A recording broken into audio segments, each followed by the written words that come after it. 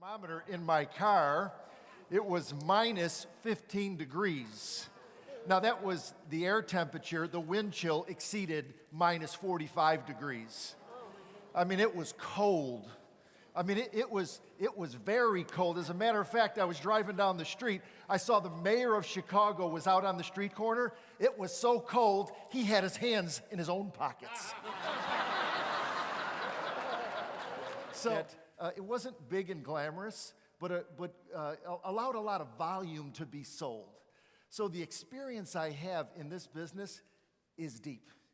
And I have a lot of experience with sellers, a lot with buyers. And it hasn't always been sunshine and rainbows. As a matter of fact, in my 25-year career and going, my very first year in the business, I closed just 9 transactions with a very low average sale price. This is a very difficult year because this was the year I considered many, many times of getting out of the business. Now, let me ask you, how many of you, by a show of hands, have ever considered getting out of the business? Can I just see a show of hands? How many of you considered getting out of the business just like this morning? It's normal. Brian talked about it earlier. Now, my second year in the business, I closed 23 transactions. So moving forward, still not ready to retire just yet. My third year, I closed 32 transactions. My fourth year, now don't worry, I'm not going to go through all 25 years. I closed 61 transactions. Now watch this. My fifth year, I closed 121 transactions. And I got to a point where I was closing over 250 plus transactions a year. No. I don't say that. I appreciate it. Thank you. But I don't share that with you just to try to impress you, but to give you insight that I'll be more unique than anyone you'll ever spend time with. I mean, Brian and I bring a uniqueness in the fact that we've sold real estate for many years. So the information I'll be sharing with you is just real world, in the trenches information that will put more money in your pocket. Now, how many of you would like to have more money in your pocket? Can I see a show of hands? How many of you are sitting next to someone who needs to have more money in their pocket? There you go. And I've had my share. It's been interesting because here's what I've learned. Working with buyers can be the greatest joy or the biggest nightmare in real estate. It's the agent's skills that will determine which it will be. Do you guys benefit? You can sell your own listing. Do you enjoy selling your own listing? There's some benefits to that. You can satisfy 2 clients in one transaction, right?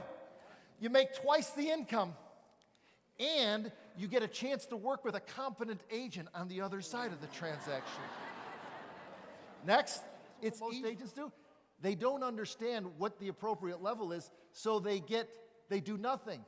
They don't want to be a pest, so they become passive.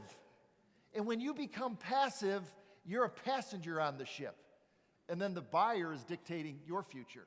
And it becomes a nightmare. Yeah!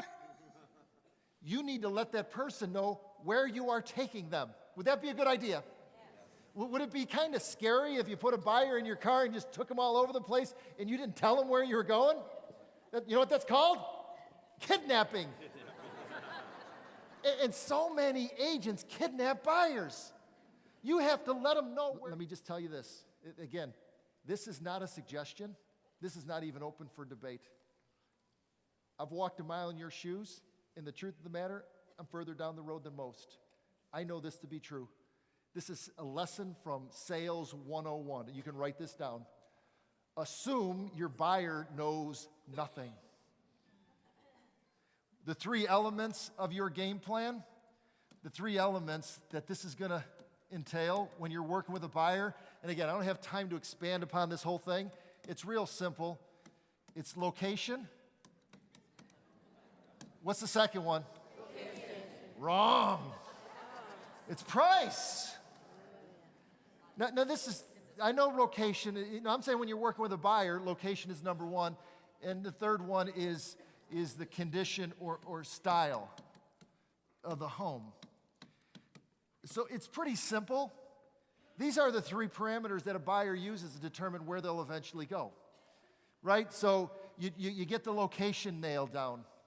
And let's say you're working with a buyer, and what's a high-end location here?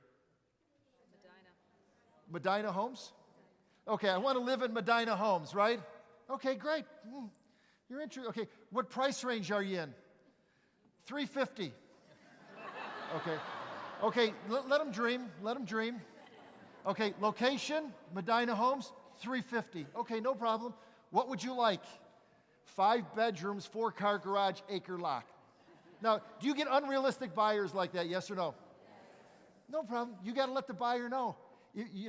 For an acre lot, 5 bedrooms, 4-car garage, we need to change our location. Oh, no, I got to have my Medina Homes. Okay, we need to increase the price well up over $1 million. Right? Is that safe to say? So, okay, no, I don't want it. I can't go.